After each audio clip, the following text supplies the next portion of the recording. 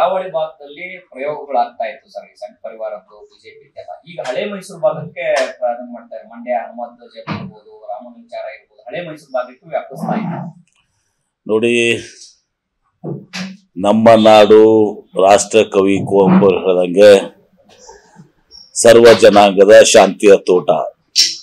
ನಾವು ನಮ್ಮ ಧರ್ಮವನ್ನ ನಾವು ಪ್ರೀತಿಸಬೇಕು, ಬೇರೆಯವ್ರ ಧರ್ಮನ ನಾವು ಗೌರವಿಸಬೇಕು. ಇದು ನಮ್ಮ ನಾಡಿನ ಸಂಸ್ಕೃತಿ, ಇತಿಹಾಸ.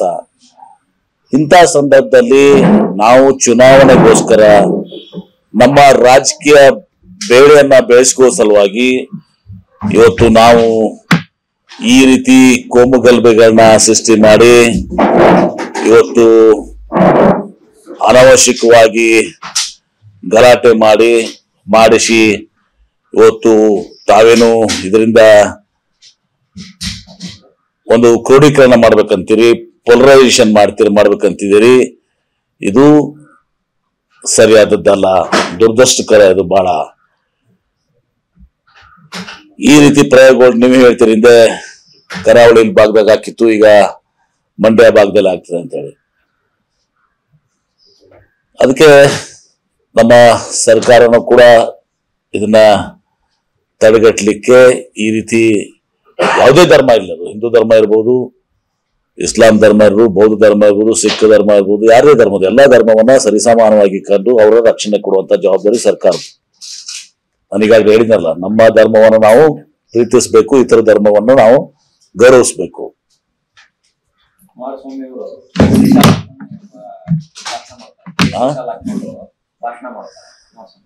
ಅದು ಜನ ಗಮನಿಸ್ತಾ ಇದ್ದಾರೆ. ಇದಕ್ಕೆ ಹೇಳಿ ನಾನು, ಜನ ಗಮನಿಸ್ತಾ ಇದ್ದಾರೆ.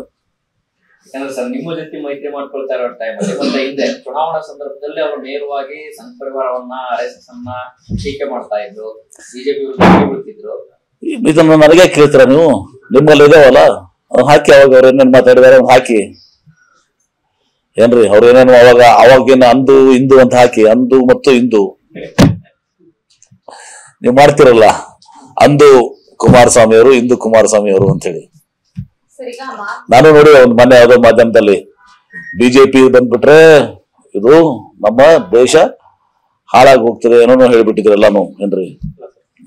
ನೋಡಿ, ಪಾಕಿಸ್ತಾನದ ವಂಶಸ್ಥರು ಅಂತೆಲ್ಲ ಹೇಳ್ತಿರ್ಬಿಟ್ಟು ಈಗ ಅವ್ರನ್ನ ನೋಡಿ ಅಪ್ಕೊಳ್ಳುವಂತ ಕೆಲಸ ಮಾಡ್ತಾ ಇದ್ರಲ್ಲ.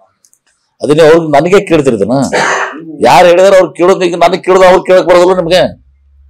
ಯಾವಾಗ ಸುಮ್ಮನೆ ಇರ್ತೀರ ಅವ್ರ ಮುಂದೆ? ಕೇಳಿ, ಮತ್ತೆ ಅವ್ರು ಕೇಳ್ಬಿಡಿ.